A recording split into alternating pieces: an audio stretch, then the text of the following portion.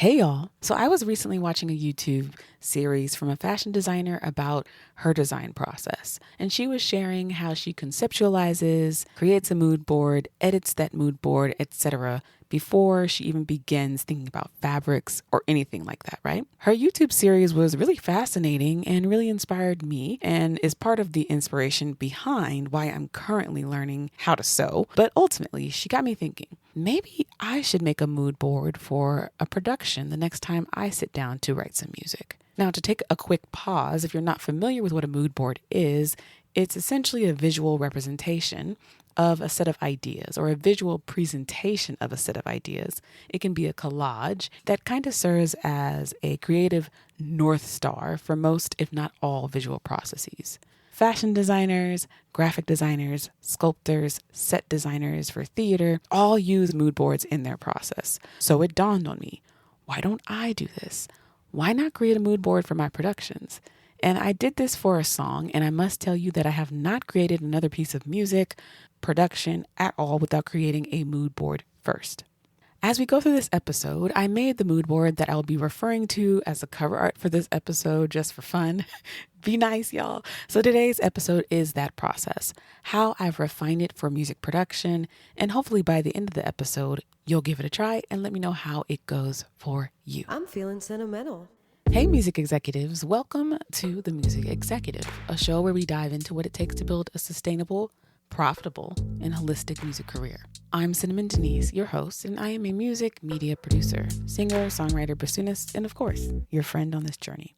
If you're a full-time, part-time, or hobbyist in the music industry, you're certainly in the right place. I started The Music Executive to address the common obstacles we face in this industry, but more specifically, how these obstacles directly impact our mental and physical well-being. Let's do this, music executives. Ultimately, the first step in this process is to pick a song concept. Now, y'all, don't overthink this. A song concept, just think of an idea and stick to that idea. This is basically the equivalent of being like, today I'm going to make a nice winterscape and put a barn here and a nice sunset. The end. Just a concept. And if you're not sure of the details of your concept, that's okay. On the flip side of that, try to not be too detailed because you'll take a little bit of the natural creativity out of this process. So my concept was the following. Someone lets someone fall in love with them, knowing that they had no intention of loving them back. I know, super original, very Swiftie-esque, but I was like, I'm inspired enough. Now the other thing, this is my opinion, you do not have to write about something that you have ever experienced. It's not a rule that you have to have experienced something to write a song about it. You just gotta be convincing.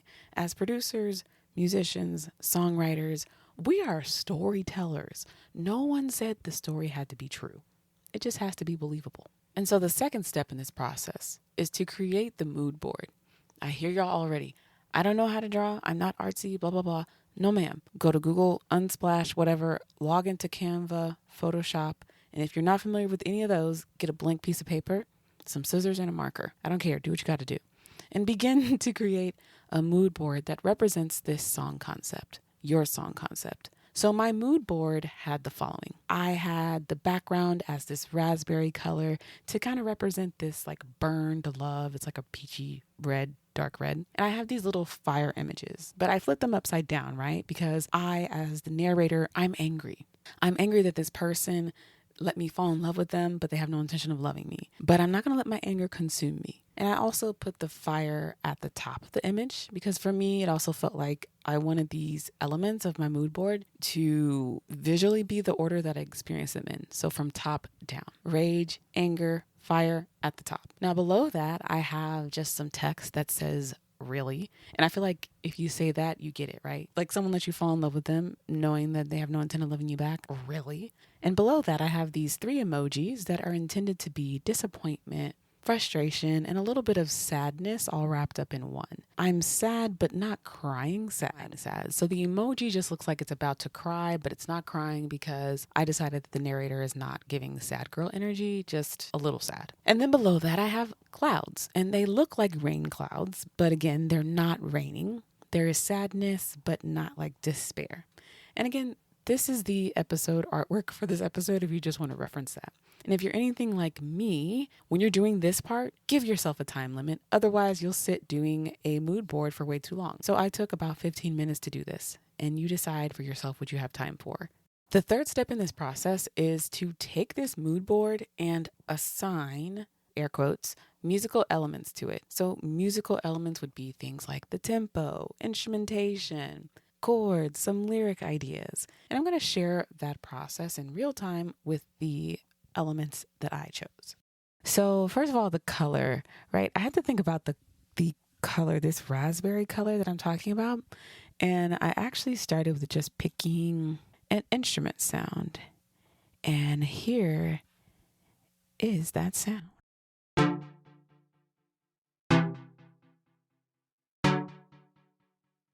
Now, like the color is kind of dark, but not super dark. Like it still has a little bit of lightness to it, right? There's still like a high taste to it. Y'all have synesthesia, so like bear with me on what I'm explaining right now.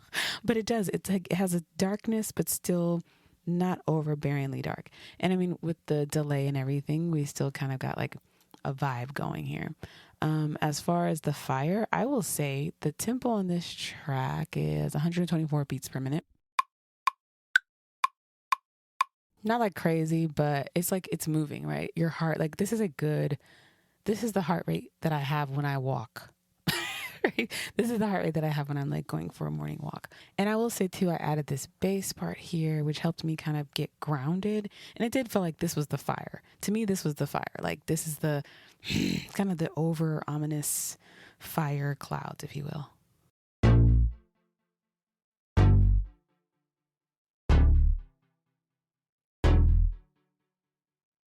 As far as, let's say, these percussion elements, the drum elements, I was choosing things that kind of made this track feel like it was faster than it really was, which kind of helped this frustrated, disappointment, sad girl energy. It's like this push and pull of emotions. And I wanted the drums to make this feel like it's going fast, but it's not going super fast.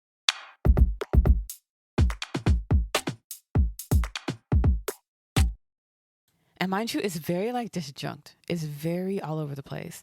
And I kind of liked that. I like that it was like, what the heck is going on? Let me play it from the beginning.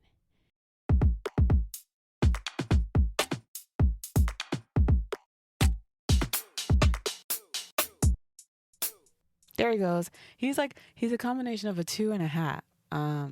Two hat. He's saying, it's this guy saying two with this hi-hat.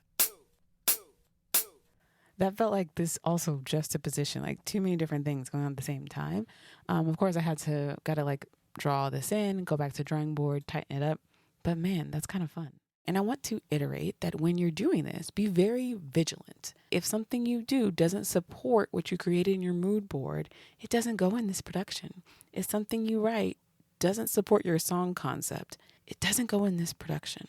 The only wrong decisions here are the ones you can't justify making. And so the other part of this is don't go back to your mood board and change what was on it just to make the music you want to create. Trust the process. Trust me. Trust yourself. Trust your song concept. The last step is, of course, creating the music. And this step, plus the previous one, assigning musical elements, do have a tiny bit of overlap, but do your best to make an actual transition to this final step when you're ready and not revert back. So I took my elements and started to arrange them. And at this point, I've decided I'm not going to change much. I'm going to stick with the sounds I've got. I'm going to stick with the tempo I've got. I'm going to stick with the instrumentation just for the sake of the exercise. Any lyrical decisions that I made also had to support this part as well. Any melodic decisions I made also had to support this as well. Now, what is likely going to happen, or at least what happens often when I guide someone through this process? They are so much faster at making decisions. They know what is a yes and they know what is a no. Also, they get tempted to go back to the concept and kind of adjust it to fit whatever they want to do. But remember, this process, this exercise requires a bit of discipline. And lastly, they get through the songwriting and production process much faster. Please know that the intent behind this episode is not to speed up the music making process. Music takes time. Actually, the intent is to help us learn better decision making during the music creation process so we don't waste our time. Decisiveness. All right, that is it for this episode, and I hope you found it helpful. If you did, share it with the homies, and I will leave you with a more fleshed out snippet of this tune that I still don't have a name for. If you have an idea for the name of this tune, you can actually message the show at the link in the show notes. So yeah, I'd love to hear from y'all. This isn't easy, y'all, but it is fun. I will see you next time. Here is whatever this song is called. Bye. Dime qué pensaste iba a pasar cuando tú me miraste así. Dime qué pensaste iba a pasar cuando tú me besaste así. Sí, casi me fui. No sigo sin tu voto y considerarías pintar tu vida sin mí. Así. I'm feeling sentimental.